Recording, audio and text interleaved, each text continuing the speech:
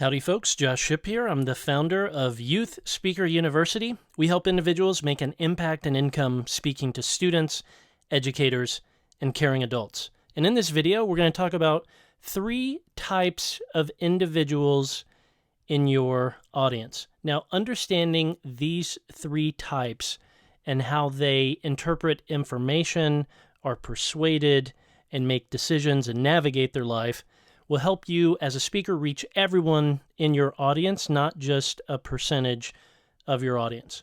Now, this mental construct comes out of something called the Enneagram. And if you're not familiar with the Enneagram, it is a psychological typology of 9 distinct yet interconnected personality types.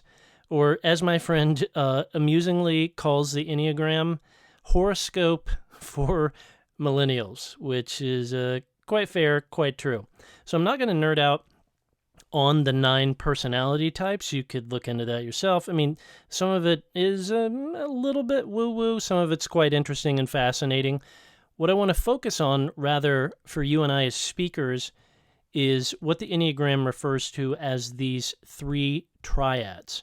So the 9 personality types split up into 3 parts, or as they call it, 3 triads, and these 3 triads are how people go through their life, how they navigate through their life, how they perceive situations, information, make decisions, and are persuaded. So here's the rundown of it according to the population, Enneagram population distribution, based on over 189,000 results.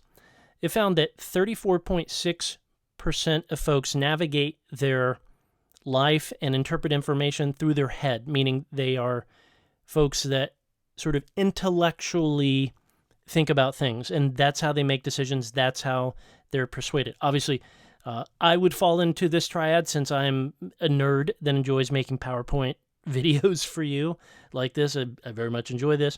So for me, it's not that the other triads don't come into place for me, but I first and foremost and primarily make decisions with my head and sort of thinking through the pros and cons of a situation. And according to this research, about 34% of your audience is going to fall into that. Another 34% are going to fall into the heart triad. So these are folks that primarily, not exclusively, but primarily make decisions and navigate their life with their feelings, with their heart. So we want to make sure that we're speaking to both the head and the heart, as well as the third triad, which they refer to as the gut. So these folks, 31.4%, they sort of navigate their life, make decisions, and are persuaded by their gut, meaning instinctively. They just know, whether or not something seems true or not, whether someone seems off or not, whether a situation, a construct seems off or not. If someone's full of it and, spewing BS and nonsense, they just, they have sort of a gut feel for that. So this is interesting. I mean, obviously all of us kind of occupy these to a certain degree, but this research suggests that each of us primarily, not exclusively, but primarily kind of navigate our life and therefore would listen to a speaker and the ideas that a speaker is presenting through one of these 3 primary types in this triad. So the goal here is that you as a speaker and I as a speaker, we want to be trilingually persuasive, if you will. We want to be able to speak to the head, the heart, and the gut, and by doing such, we're going to reach the totality of our audience, not just a particular slice or not just our slice, right? I mean, I would think as someone who operates by thinking and by my head, I tend to, that's like my native language. So, it's easy for me to speak to those folks, and it's a little bit harder for me to speak to the heart and to speak to the gut. But I want to do that. It's important for me and my information to layer on all 3 components so I reach the totality of my audience. And that's what we're going to talk about in this video. Very simply, number 1, how to speak to each of the 3 types. And secondly, I want to invite you to let us help you grow your impact and income as a speaker. So let's go through each of the 3 types right now. First, head. Again, these are folks primarily influenced, persuaded by thinking. Here you want to present ideas that are defendable. So here you want to use data, facts, and reputable third-party sources of information, not anecdotes, not personal stories. You want to be precise, and you don't want to overstate, right? So well-intended and good-hearted, you might, let's say you're talking to a group of parents, you might say something kind of unprecise and overstating like, a ton of parents these days are burnt out. Now, to most people, they're not going to have a problem with that statement. But to someone like myself, who kind of navigates their life and information through their head, through thinking, I'm not so much a fan of that imprecise information. It doesn't necessarily build trust with me as an audience member. So instead of being vague and saying, a ton of parents these days are burnt out, just do the little bit of extra work to be precise and find the data point on this. So you might say something like, according to it, this is a true stat, by the way. You can look it up. You can fact check it. To those of you who are fellow head triad folks, according to a May 2022 study from The Ohio State University, 66% of parents admit that they struggle with parental burnout. So you see, we've moved from vague, hey, lots of parents these days struggle with feeling burnt out, to specific. Not anecdotal, not my opinion. This is data and research from a trusted university and institution. So a resource for you would be Google Scholar. You can find that at scholar.google.com, and whatever your particular topic is that you're speaking about, you can find some data and research to sprinkle into your presentation.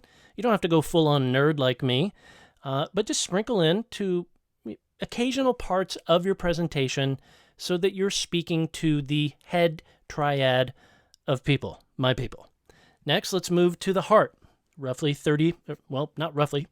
Precisely 34% of your audience.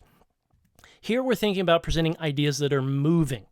So we want to use stories, anecdotes, jokes, vulnerability.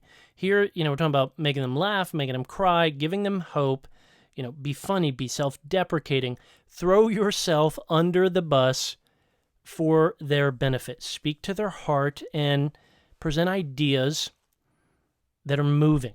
So again, let's say that you're talking to a group of parents about parental burnout. Here you might tell a story. You might be like, hey, let me tell you about a time I felt so burnt out that I acted like a total monster to my family. And then it's going to be this, funny, self-deprecating story of a time you were, as we've all been as parents, a total prick to those you claim that you love the absolute most in your life.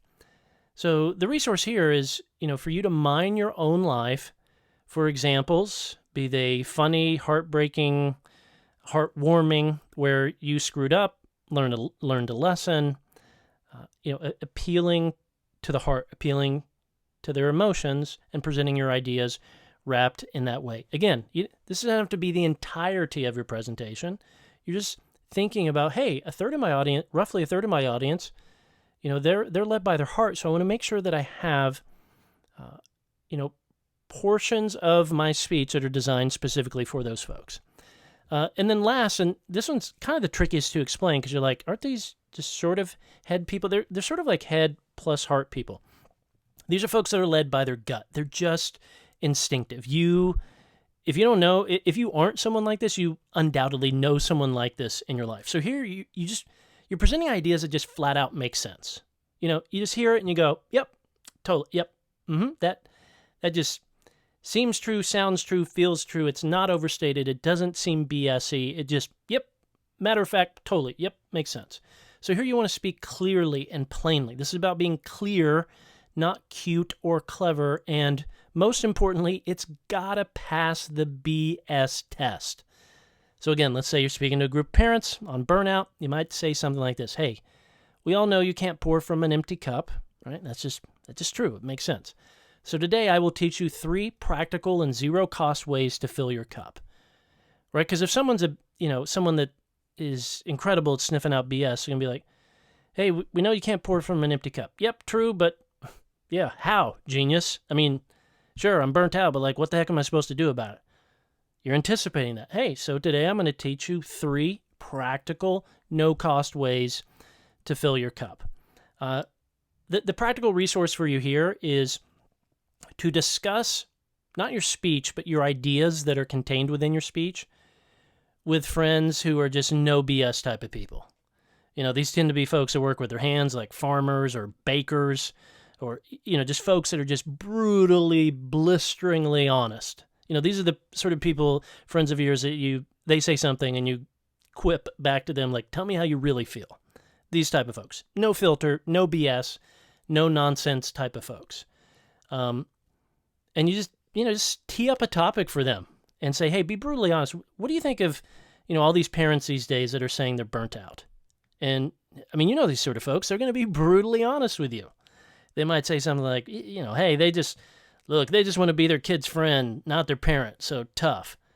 Now, you might not agree with that sentiment, but look, if this research bears out, it is shared by 1/3 of your audience. So, if you find a lot of friends in your life who are led by your gut, when you're kind of discussing your topic area with them, if they bring up an objection, again, you might not agree with this idea that, parents these days just want to be their kid's friend, not their parent. You might not necessarily agree with that or think that's true, but they do bring up an interesting objection. And so now with your audience, you can anticipate the objection, you can name it, and you can refute it. So you might say, look, when I talk about self-care, some of y'all might be thinking, does this just mean that I got to be my kid's friend and not their parent? No boundaries, no consequences, no rules, just chaos? That's not what I'm talking about. What I am talking about, so you see, you anticipate the objection by doing your homework off stage. On stage, you name the objection, right? I'm not saying you got to be your parent's best or your kid's best friend. That is not what this is about. And then you refute it, right? That's not what this is about. What I am talking about is blah, blah, blah. So that's how to speak to the head, the heart, and the gut.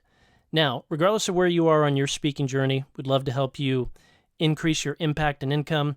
If you're already a student of Youth Speaker University, as you all know, twice a month, we got a live coaching call and feedback session. Just log in, click on the coaching button there, and then you'll see exactly when our next coaching session is and how you can attend it. And if you're not a member of Youth Speaker University, honestly, and if you're serious about making an impact and income speaking to kids, students, college students, parents, educators, nonprofits, fundraisers, YSU is a no-brainer. We help you launch and grow your speaking business using our proven step-by-step methodology. We got dozens of hours of helpful step-by-step training videos like this, the twice-a-month live coaching, plus we literally give you everything that you need, meaning we give you a one-sheet template. We give you a website template. We give you a speech outline. We give you a demo video storyboard. We give you a contact database to find leads, and we occasionally give you leads of folks that are looking for speakers. Like occasionally, but most importantly, we teach you how to generate your own leads that want to hire you to speak. So if you go to youspeakeru.com/schedule, you can check out a preview video of the program and schedule a no-pressure, low-stress call with a member of my team to talk through the program. And we'll be brutally honest. If we think you're fit for it, we'll tell you that you're fit. If we don't, we'll just be honest and recommend that you don't join. Just as simple as that. So that concludes this video, understanding and talking to the 3 types of folks in your audience.